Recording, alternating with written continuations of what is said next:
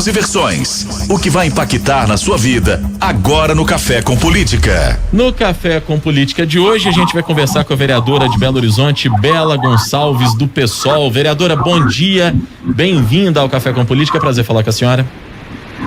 Bom dia, Rodrigo, bom dia, Adriana, é um prazer estar aqui com vocês no Café com Política. Bom dia, vereadora. Vereadora, para começar o nosso bate-papo, a gente quer falar com a senhora sobre algumas declarações que foram dadas pelo vereador Gabriel Azevedo e que estão gerando um embate na Câmara Municipal. O vereador enviou um ofício à Corregedoria da Câmara pedindo apuração sobre declarações da senhora a respeito de um parecer que ele deu como presidente da Comissão de Legislação e Justiça, rejeitando o projeto de lei do auxílio transporte de BH. Esse projeto que tem sido discutido e que também gera muita polêmica na cidade. Eu queria que a senhora explicasse qual foi, para que o nosso ouvinte que ainda não se inteirou desse assunto, qual foi a sua declaração e o que gerou essa polêmica mais recente agora na Câmara. Bom, para compreender um pouco da minha crítica, é preciso retornar à CPI da BH Trans, mas só para que o ouvinte consiga entender, eu disse que o parecer dele foi um parecer e uma decisão de dar pelo arquivamento do projeto de lei, né, porque a Comissão de Legislação e Justiça ela é terminativa, ou seja, se um projeto é considerado inconstitucional, ele é arquivado na Câmara, a menos que seja votado o seu desarquivamento, o que nós esperamos que aconteça, né? Eu disse que ele tomou uma decisão política de pedir por esse arquivamento, não buscando o diálogo ou ajustes a um projeto que poderia beneficiar mais de 100 mil pessoas, entre os quais mulheres em situação de violência, população em situação de pobreza, extrema pobreza, pessoas em tratamento de câncer e estudantes com passe livre. Bom, para compreender um pouquinho esse projeto, a gente tem que voltar no caos que está o transporte na cidade de Belo Horizonte, né? A gente está vivendo o que a gente chama de um ciclo vicioso do transporte. Menos pessoas estão andando de ônibus, em especial na pandemia.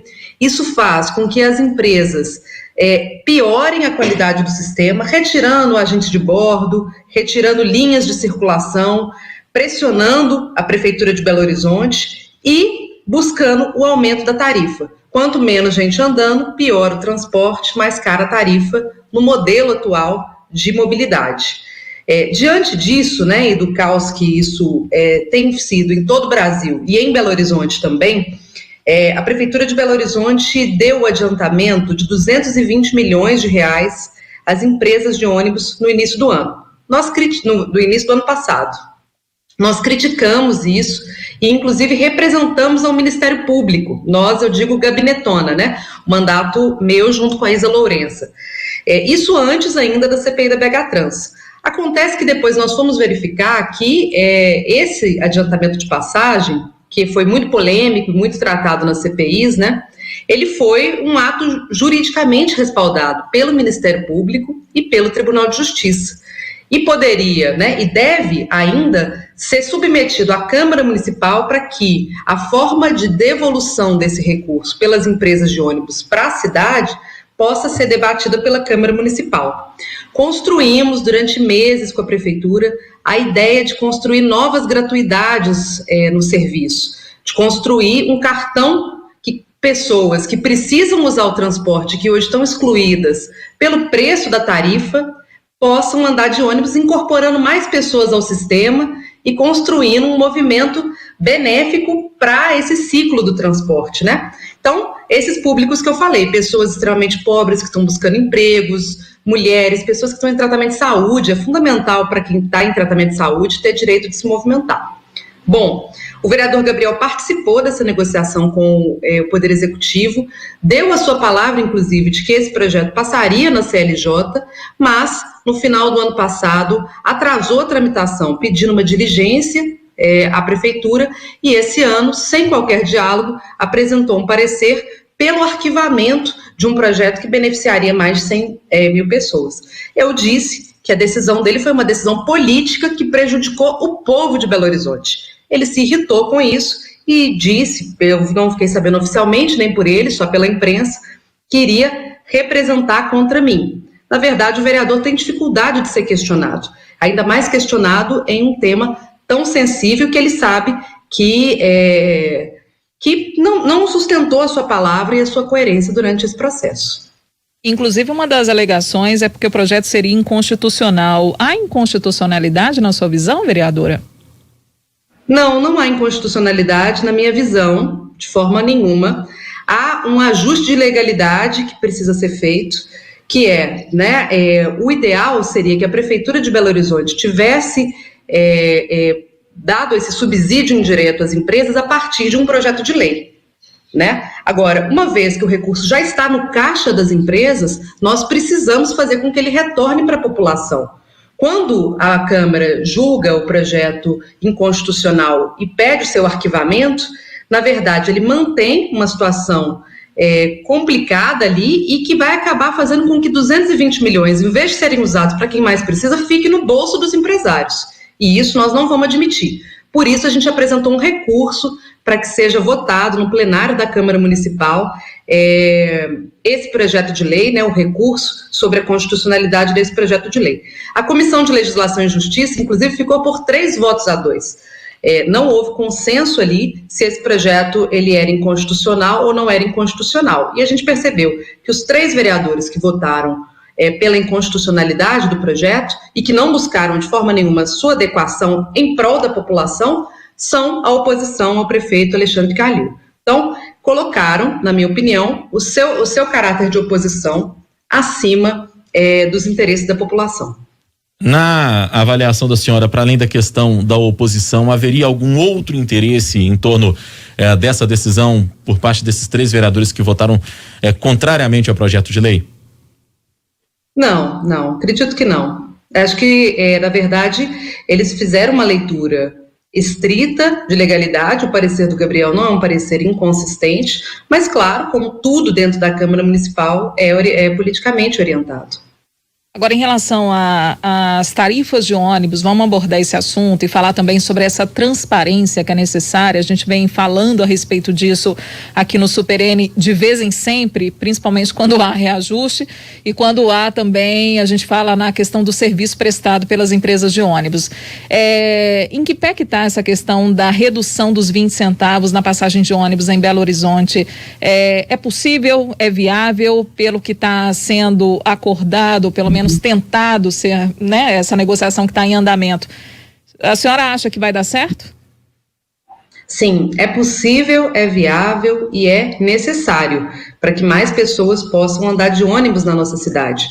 Hoje existe um consenso entre as pessoas que discutem mobilidade de que é preciso subsídio ao transporte coletivo, que só jogar o custo do transporte nas costas de quem usa o transporte é muito injusto, porque o transporte coletivo ele é benéfico para toda a cidade, inclusive para o meio ambiente, Então a gente precisa garantir subsídio ao transporte. Esse subsídio pode fazer a tarifa reduzir. O que a gente tem discutido é que o subsídio ele precisa vir junto com maior controle público sobre as contas das empresas. Na nossa perspectiva, inclusive, o sistema de bilhetagem deveria ser feito de forma direta pela prefeitura e não pelas empresas de ônibus, porque essa é uma forma de recuperar o caixa das empresas, e também com controle social, É importante que o Conselho de Mobilidade retorne os seus trabalhos e possa opinar sobre isso, para que a gente tenha um controle sobre se esse recurso realmente está sendo usado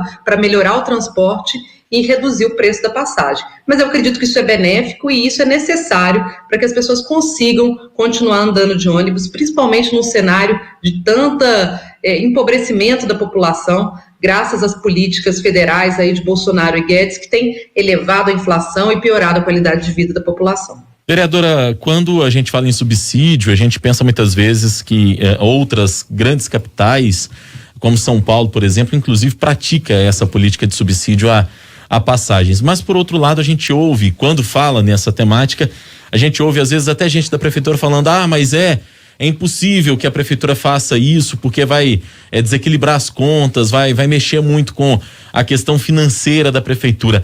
Na avaliação da senhora, é possível, por aquilo que a senhora conhece, é possível fazer isso sem desequilibrar as contas? Com certeza.